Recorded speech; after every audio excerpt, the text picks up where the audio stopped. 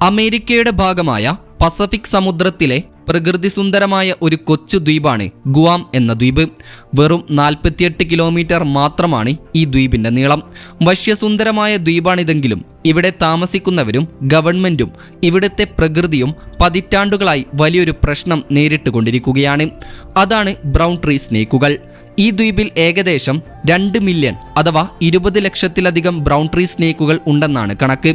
ദ്വീപിലെ ചില ഏരിയകളിൽ ഒരു സ്ക്വയർ മൈലിൽ തന്നെ 13,000-ഓളം വരെ പാമ്പുകൾ ഉണ്ടത്രേ. ഇത്തരത്തിലുള്ള പാമ്പുകളെ ഇല്ലാതാക്കാനായി അമേരിക്കൻ ഗവൺമെൻറ് വളരെ വിചിത്രമായൊരു പരീക്ഷണവും നടത്തിയിരുന്നു. ആ പരീക്ഷണത്തിലേക്കാണ് ഇന്നത്തെ നമ്മുടെ യാത്ര. രണ്ടാം ലോക മഹായുദ്ധത്തിൻ്റെ അവസാന സമയത്തുള്ള അമേരിക്കൻ സൈനിക കപ്പലിൽ കയറിയാണ് ഈ പാമ്പുകൾ ഗുവാമിലെത്തിയതെന്നാണ് കരുതപ്പെടുന്നത്. ഇതിനു മുൻപ് ഇവിടെ പാമ്പുകൾ ഇല്ലായിരുന്നു. കൂടാതെ ഈ പാമ്പുകളെ വേട്ടയാടി ഭക്ഷണമാക്കുന്ന മറ്റു ജീവികളും ഇവിടെ ഇല്ലായിരുന്നു. ആദ്യകാലങ്ങളിൽ ഈ പാമ്പുകളെ അത്ര അപകടകാരികളായി കണ്ടിരുന്നില്ല.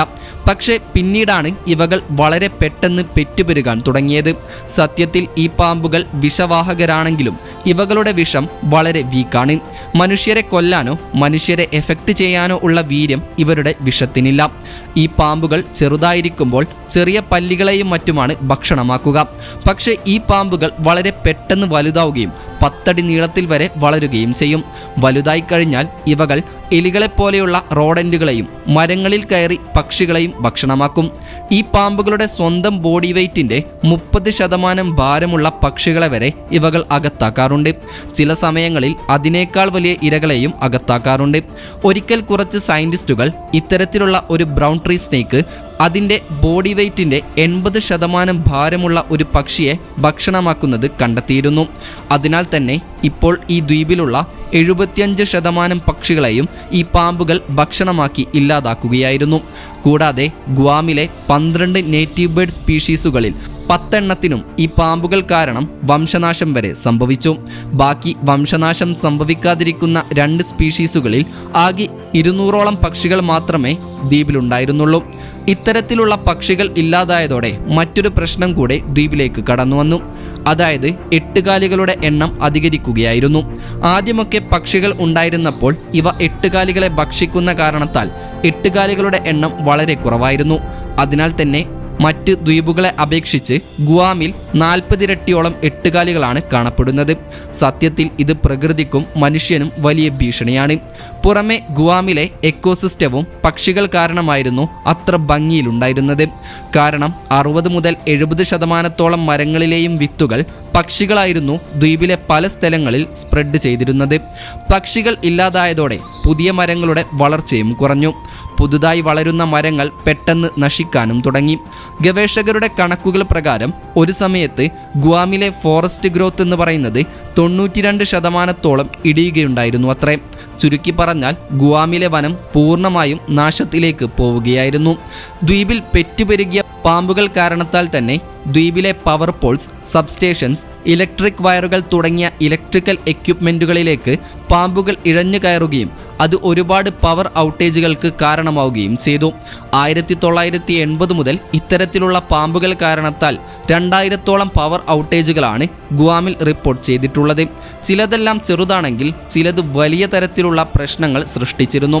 കൂടാതെ ഓരോ വർഷവും ഇത്തരത്തിലുള്ള ഇലക്ട്രിക്കൽ ഔട്ടേജുകൾ കാരണത്താൽ $4 മില്യൺ നഷ്ടമാണ് ദ്വീപിൽ ഉണ്ടാകാറുള്ളത്. അതായത് 34 കോടി ഇന്ത്യൻ രൂപയോളം നഷ്ടം. കൂടാതെ ഗുവാമിൽ US മിലിറ്ററിയുടെ ബേസും പ്രവർത്തിച്ചിരുന്നു.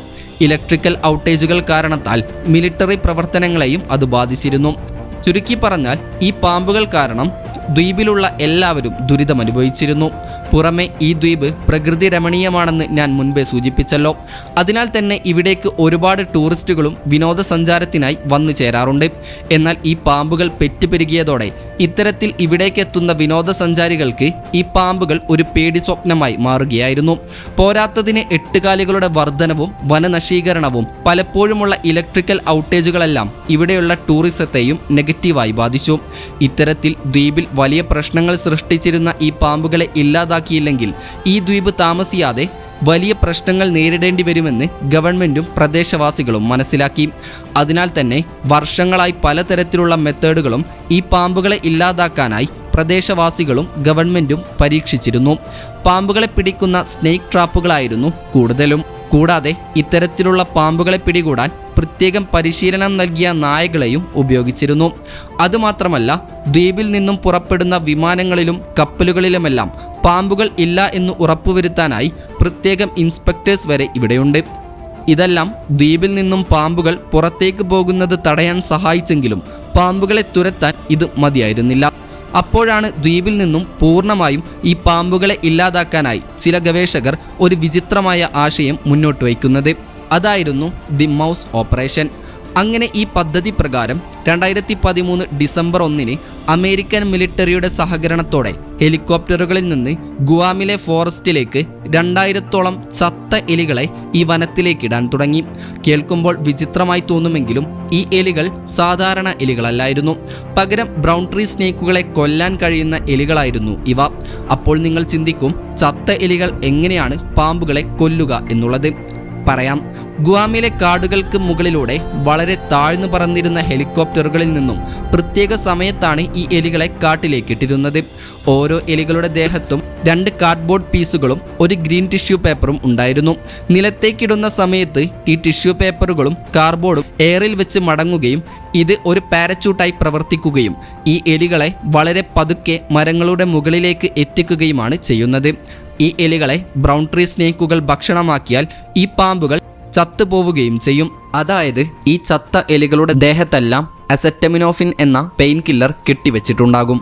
ഈ പെയിൻ കില്ലറാണ് നമ്മളൊക്കെ ഏറ്റവും കൂടുതൽ ഉപയോഗിക്കുന്ന പാരസെറ്റാമോൾ. സത്യത്തിൽ ബ്രൗൺ ട്രീ സ്നേക്കുകൾക്ക് പാരസെറ്റാമോൾ പോലെയുള്ള പെയിൻ കില്ലറുകളെ ഹാൻഡിൽ ചെയ്യാനുള്ള കഴിവില്ല. ചെറിയ എമൗണ്ടിലാണെങ്കിലും ഇത് പാമ്പുകളുടെ ഉള്ളിൽ ചെന്നാൽ അത് പാമ്പുകളെ കൊന്നുകളയും. എന്തിനേറെ പറയണം, അസെറ്റമിനോഫിൻ്റെ വെറും 0.3 ഔൺസ് അഥവാ 1/6 ഭാഗം പോലും ഈ പാമ്പുകളെ കൊല്ലാൻ ശേഷിയുള്ളതാണ്. അസെറ്റമിനോഫിൻ ഈ പാമ്പുകളുടെ ഉള്ളിൽ ചെന്നാൽ ഇവയുടെ രക്തത്തിന് ഓക്സിജൻ വഹിക്കാനുള്ള ശേഷി നഷ്ടപ്പെടുകയാണ് ചെയ്യുന്നത്. അങ്ങനെ സംഭവിച്ചാൽ ഈ പാമ്പുകൾ കോമ സ്റ്റേജിലേക്ക് പോവുകയും താമസിയാതെ ചത്തുപോവുകയും ചെയ്യും. ചുരുക്കി പറഞ്ഞാൽ അസെറ്റമിനോഫിൻ ദേഹത്തുള്ള എലികളെ ഭക്ഷണമാക്കിയാൽ ഈ പാമ്പുകളെ ഇല്ലാതാക്കാം എന്ന് ഗവേഷകർ കണക്കുകൂട്ടി. ഒരു നാണയത്തിന് 2 വശങ്ങൾ ഉള്ളതുപോലെ ഈ ഓപ്പറേഷനെതിരെയും ഒരുപാട് പ്രതിഷേധങ്ങൾ ഉയർന്നിരുന്നു.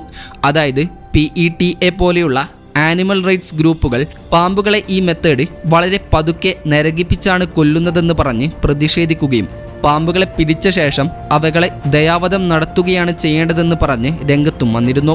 പറയാൻ എളുപ്പമാണെങ്കിലും ഓരോ പാമ്പുകളെയും പിടിച്ച് കൊല്ലുക എന്നുള്ളത് അസാധ്യമായ കാര്യം തന്നെയായിരുന്നു. ഇത്തരത്തിലുള്ള പോയിസണുള്ള എലികളെ ഹെലികോപ്റ്ററുകളിൽ നിന്ന് താഴേക്കിടുന്നത് വളരെ വേഗത്തിലും ചിലവില്ലാതെയും കൂടുതൽ ഏരിയ കവർ ചെയ്യാനും സാധിക്കുമെന്നും ഗവേഷകർ വാദിച്ചു. ഇത്തരത്തിൽ പലതവണ ചത്ത എലികളെ ദ്വീപിലെ വനത്തിന് മുകളിൽ ഇട്ടിരുന്നു. 2013 US ഡിപ്പാർട്ട്മെന്റ് ഓഫ് അഗ്രികൾച്ചർ 40,000-ഓളം പോയിസൺഡ് ആയിട്ടുള്ള എലികളെ ദ്വീപിൽ മുഴുവൻ ഡ്രോപ്പ് ചെയ്യാമെന്ന് പ്ലാൻ ചെയ്തിരുന്നു. ഇപ്പോൾ നിങ്ങൾ ചിന്തിക്കും, ഇത് പാമ്പുകളെ അല്ലാതെ മറ്റ് ഏതെങ്കിലും ജീവികളെ നെഗറ്റീവായി ബാധിക്കുമോ എന്ന്. ഇതിനെ സംബന്ധിച്ച് നടത്തിയ പരീക്ഷണങ്ങളിൽ പട്ടികൾ, പന്നികളൊക്കെ ഇത്തരത്തിലുള്ള എലികളെ ഭക്ഷിച്ചു മരണപ്പെടണമെങ്കിൽ 500-ഓളം എലികളെ വരെ ഭക്ഷണമാക്കണമായിരുന്നു. പക്ഷേ പൂച്ചകൾ ചത്തുപോകാൻ വെറും 15 എലികളെ ഭക്ഷണമാക്കിയാൽ മതിയായിരുന്നു. പക്ഷേ ഇത്തരത്തിലുള്ള ചത്ത എലികളെ മരത്തിന് മുകളിൽ ഡ്രോപ്പ് ചെയ്യുന്നത് കൊണ്ട് തന്നെ പട്ടികളോ പന്നികളോ പൂച്ചകളോ ഒന്നും ഇവകളെ ഭക്ഷണമാക്കാനുള്ള സാധ്യത വളരെ കുറവായിരുന്നു. എങ്കിലും മോണിറ്റർ ലിസാർഡ്സ്, ഇഗ്വാനകൾ തുടങ്ങിയ ജീവികൾക്ക് ഇത് ഭീഷണിയായിരുന്നെങ്കിലും ഈ ജീവികളൊക്കെ എലികളെ ഭക്ഷണമാക്കുന്നതും വളരെ അപൂർവമാണ്. ചുരുക്കി പറഞ്ഞാൽ ഈ ചത്ത എലികൾ മറ്റു ജീവികൾക്ക് ഒരു ഭീഷണിയല്ലായിരുന്നു. കൂടാതെ ഗുവാൻ ദ്വീപിലല്ല ആദ്യമായി ഇത്തരത്തിലുള്ള ചത്ത എലികളെ വെച്ചുള്ള പരീക്ഷണം നടത്തുന്നത്. ഉദാഹരണത്തിന് പസഫിക്കിലെ പാൽമൈറ അറ്റോൾ എന്ന ചെറിയ ദ്വീപിലെ എലിശല്യം ഇല്ലാതാക്കാനായി ഇത്തരത്തിലുള്ള പരീക്ഷണങ്ങൾ നടത്തപ്പെട്ടിരുന്നു. അതെല്ലാം വിജയം കാണുകയും ചെയ്തിരുന്നു. ഗുവാമിലെ കാര്യമെടുത്താൽ മുൻപ് പറഞ്ഞതുപോലെ 2013 ഈ ഓപ്പറേഷൻ ആരംഭിക്കുന്നത്. പക്ഷേ ഗവേഷകർ കരുതിയിരുന്നത് പോലെ ഇതത്ര വിജയം കണ്ടിരുന്നില്ല എന്നുള്ളതാണ് സത്യം. അതിനുള്ള പ്രധാന കാരണം ഇവിടെയുള്ള വനം വളരെ വിശാലമായി കിടക്കുന്നതാണ്. അതിൽ തന്നെ ഭൂരിഭാഗവും നിബിഡ വനങ്ങളുമാണ്. അതിനാൽ തന്നെ ഇത്തരത്തിലുള്ള ചത്തലികൾ എല്ലാ സ്ഥലത്തോട്ടും ഒരുപോലെ എത്തുക എന്നുള്ളത് ബുദ്ധിമുട്ടേറിയ കാര്യമായിരുന്നു. എങ്കിലും ഈ പരീക്ഷണം പൂർണ്ണമായി പരാജയമാണെന്ന് പറയാൻ കഴിയില്ല. കാരണം ദ്വീപിലെ പാമ്പുകളുടെ എണ്ണം കുറയ്ക്കാൻ ഇത് സഹായിച്ചിരുന്നു. പക്ഷേ അവകളെ തുടച്ചു നീക്കാൻ ഇത് മതിയായിരുന്നില്ല. ഇപ്പോഴും US ഗവൺമെൻറ് ബ്രൗൺ ട്രീ സ്നേക്കുകൾക്കെതിരെയുള്ള പോരാട്ടം നടത്തിക്കൊണ്ടിരിക്കുകയാണ്. 2020 ഡിപ്പാർട്ട്മെൻറ്റ് ഓഫ് ഇൻറ്റീരിയർ $3.4 മില്യൺ അഥവാ ഏകദേശം 29 കോടിയോളം ഇന്ത്യൻ രൂപയാണ് ഈ പാമ്പുകളെ ഇല്ലാതാക്കാനായി ചിലവിട്ടിരുന്നത്. ഈ എലികളെ വെച്ചുള്ള പരീക്ഷണം വിജയം കാണാത്തത് കൊണ്ട് തന്നെ ഇനിയും എലികളെ വെച്ച് തന്നെ പരീക്ഷണം നടത്തുമോ എന്ന കാര്യം വ്യക്തമല്ല. സത്യത്തിൽ ഇപ്പോഴും ഈ ദ്വീപിലെ ഏറ്റവും അപകടകാരിയായ ജീവി എന്ന് പറയുന്നത് മനുഷ്യരെ കൊല്ലാനുള്ള വിഷം ഇല്ലെങ്കിൽ പോലും അത് ബ്രൗൺ ട്രീ സ്നേക്കുകൾ തന്നെയാണ്.